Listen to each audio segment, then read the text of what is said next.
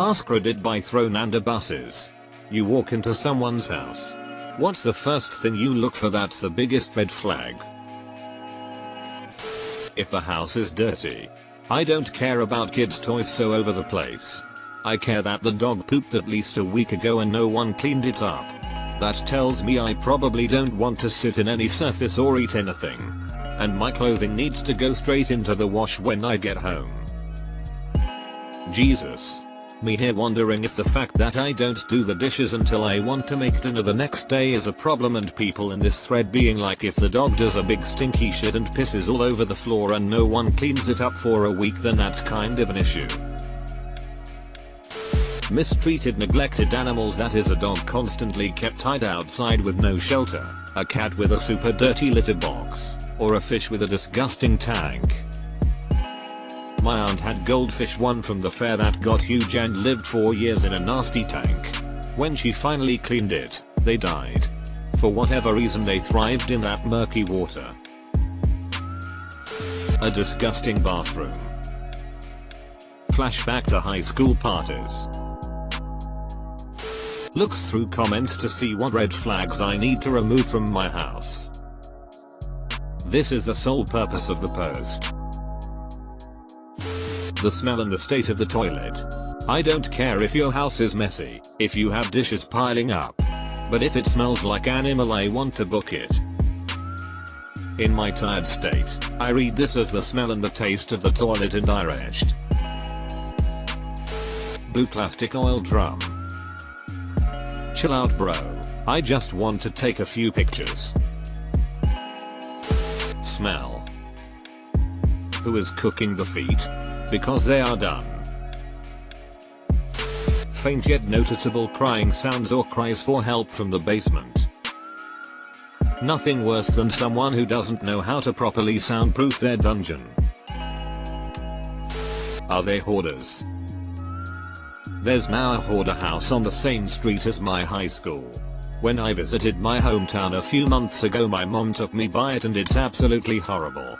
Their entire front yard and driveway is just a giant dumpster with no organization whatsoever. I can only imagine the inside.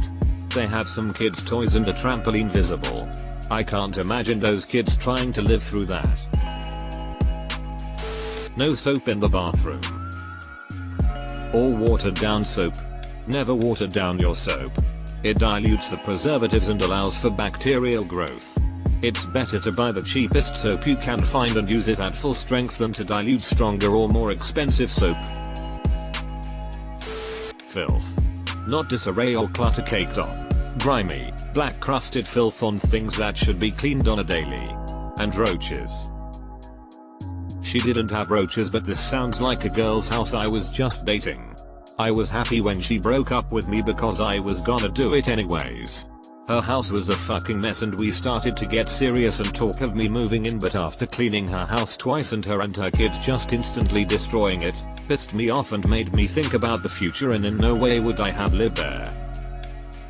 It would be a daily screaming match at her slobways and the fucking brutal cyclone of 2 kids, 2 dogs, and 2 cats that drop spill hair shit on the floor, don't flush and leave stuff everywhere and anywhere.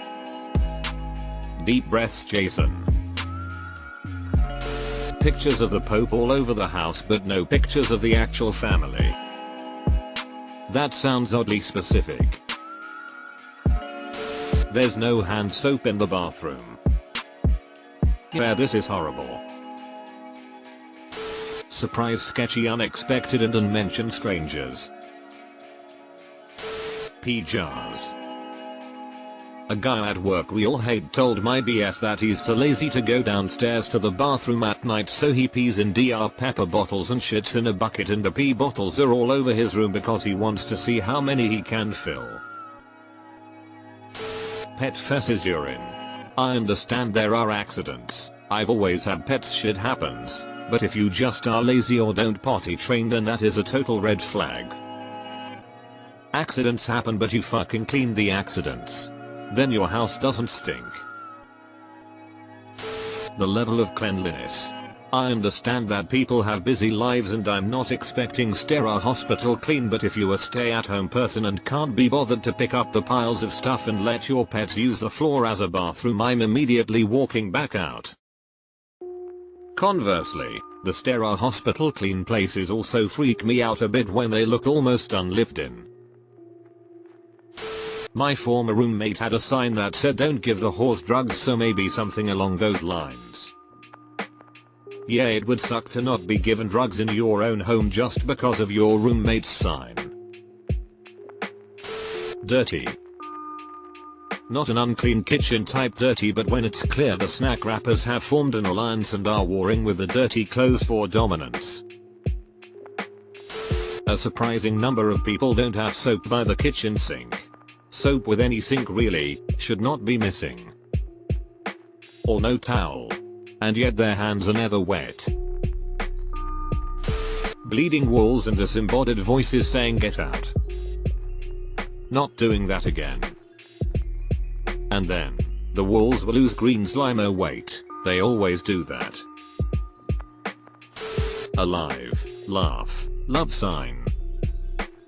Unless it's the Rob Zombie parody, live through the ditches, laugh through the witches, learn in the back of my Dragula. If they have a pets, it's pretty easy to notice if they're taken care of properly, spoiled or neglected. A corpse. To be fair, that's a huge red flag, but if that's the first thing you look for is also a red flag. A big red flag for me is if I invite someone into my house and they start snooping around for red flags. A dildo with shit on it. Geez, who the hell do you hang with? I analyze the books on their shelf. Interesting. I like that answer. What if there are no shelves with books or books at all for that matter? Confederate flag. Wow, literal flag with red on it. Well played. Any deceased relatives sitting in chairs or locked in display cabinets like taxidermy pieces. Roaches.